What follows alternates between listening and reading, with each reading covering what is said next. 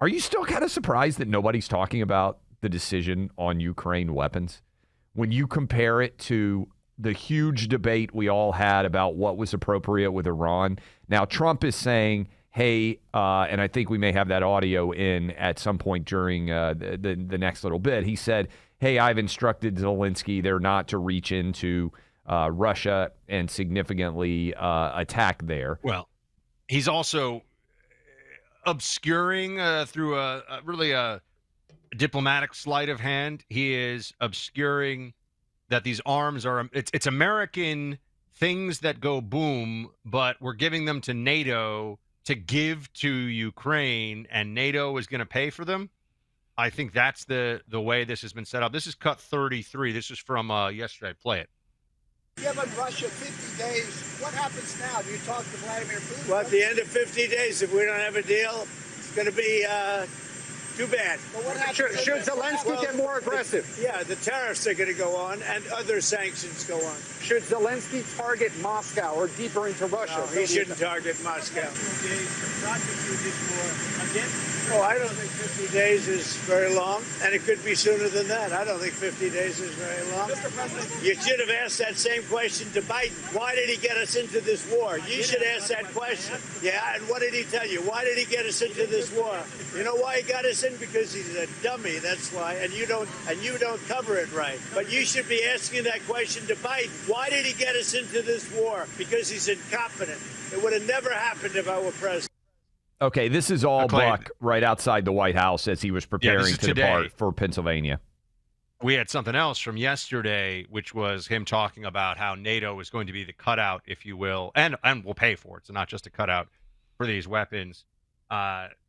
This was today. He's on the way to the Pittsburgh Artificial Intelligence and Energy Summit, which is actually, I find very interesting. I'm increasingly, I don't know, this is an aside. This is Buck in soliloquy on radio to all of you.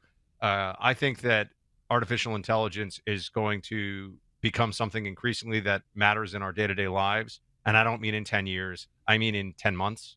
I think this is going to be happening much more rapidly than a lot of people realize. Anyway, something we might be talking about more on the show because I do believe it's going to be very important. I also think it's going to be incredibly important for the economy and could bring about a tremendous boom in productivity and wealth for us if we are in the right place and use this the right way. Anyway, that's my aside on that. But Clay, I think the Russia issue, I'm not surprised by this, that Trump is in a place now where he has tried to get Putin to at least get to a ceasefire. And the response hasn't just been stalling on the ceasefire. It has been, sure, let's talk, and I'm going to get even more aggressive. It feels a bit like the back of the hand from Putin to Trump. You know, it feels a little bit like he's trying to show Trump, in this situation, Putin's the boss. I think that he may regret that. I think that Putin may regret his aggressive approach to his dealings with Trump on this one. Yeah, and look, I think Trump has become, we played audio yesterday of Trump talking about his conversations with Melania, which I thought was interesting because I never really contemplated Melania with her Eastern European background and what thoughts she might have about Russia and other countries that are being impacted by Russia. Slovenian, right? Slovenian, I think that's right. I do think that Trump has become incredibly frustrated with Vladimir Putin. And we asked this question, and I do think it's a really good one that I haven't heard anybody answer. What does Putin actually want?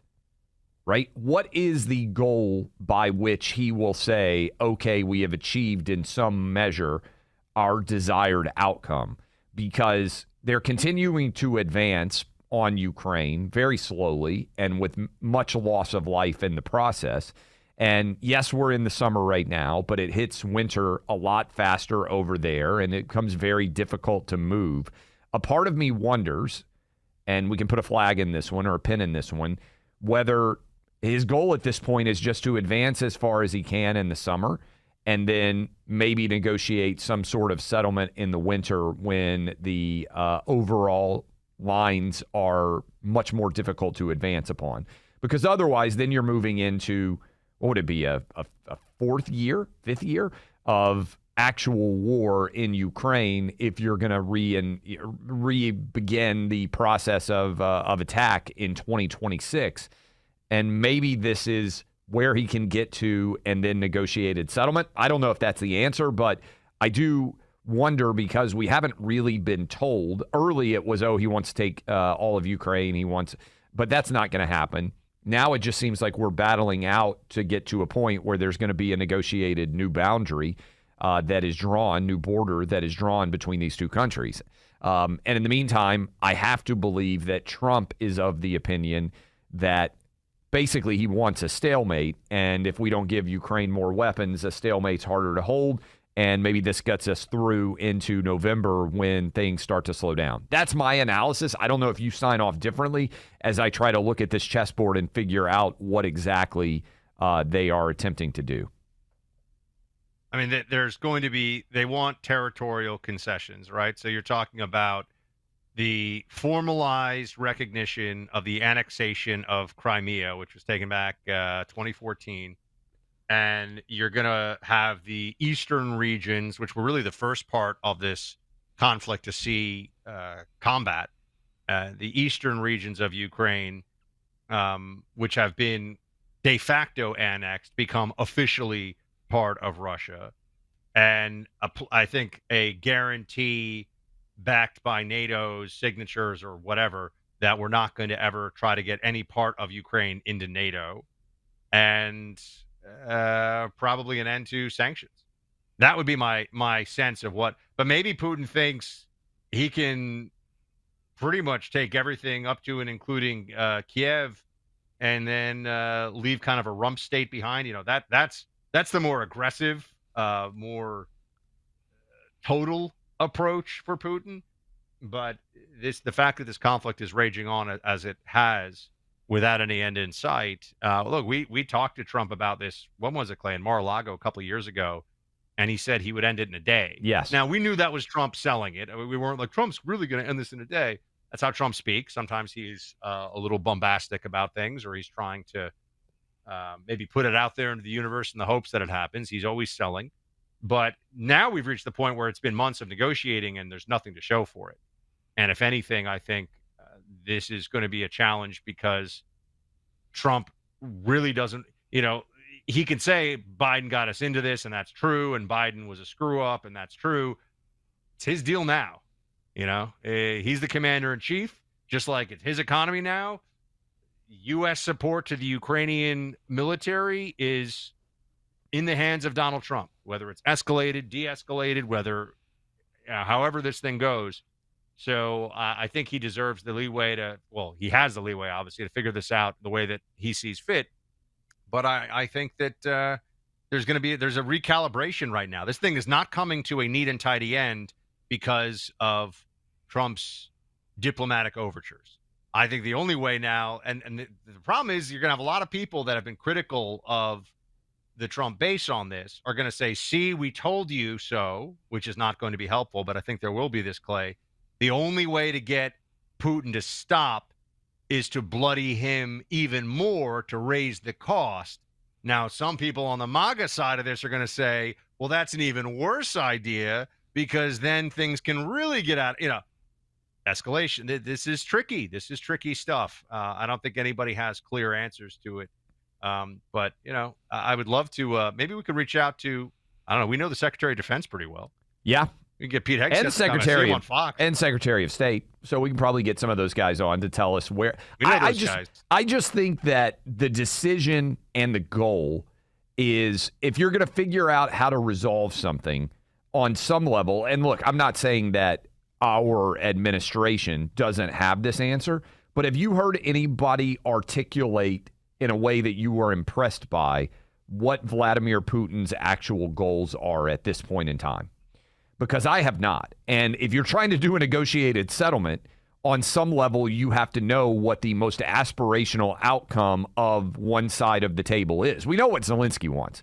His aspirational goal is Russia returns, he gets all of his territory back, and there's no issue. That's not going to happen. So what is a negotiated settlement that Vladimir Putin would agree to? I don't have a sense for what his strategic ambition is at this point, and maybe he doesn't. Maybe he's waiting to just see how much more land he can get. But until you know what his overall ambition is, I think it's very difficult to figure out how to resolve this.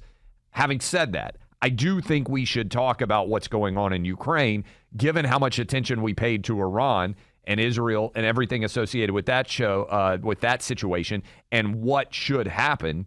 I just don't think hardly anybody has discussed the Ukraine situation or a potential acceleration that could be occurring as we are providing them with more weaponry. In fact, I think that we have spent a pinprick of the time talking about this story compared to the blow-up that they had in the Oval Office, which when this is, I think, far more consequential than that blow-up was. We're a couple of $100 billion of U.S. expenditures that are official.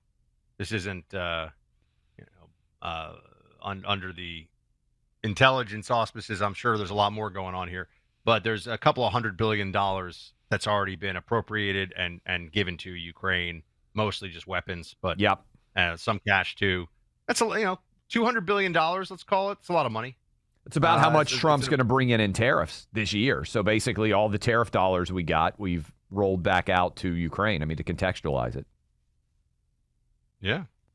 Let me tell you about wills and trust right now. It's middle part of the year. I know you're probably not thinking about the end of the year. You're probably not thinking about every decision that you've got to make. There's so many decisions that stack up. But I bet what you do really care about is taking care of your family. In fact, I bet the one thing that everybody has in common who is listening to us right now is they are trying to make the life as good as they possibly can for everybody in your family and provide them with the best possible options in life.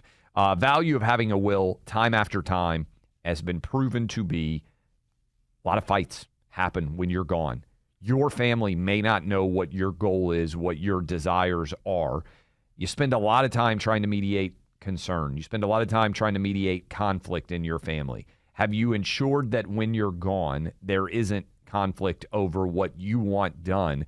That's what trusts and wills are all about, and that's why I want you to go to trustandwill.com. I have a trust and a will. I hope that it is not going to be necessary for a very long time to come. Buck has the same, because we want to make sure that our families are taken care of. A lot of people out there have not done this. It's simple. I get it's a little bit intimidating, but just go check out the website, trustandwill.com. They make the process simple, affordable, and give you peace of mind right now so that your family members will have clarity about what you wanted in the future when you might not be there to make those decisions yourself. Website, trustandwill.com. Just go check it out.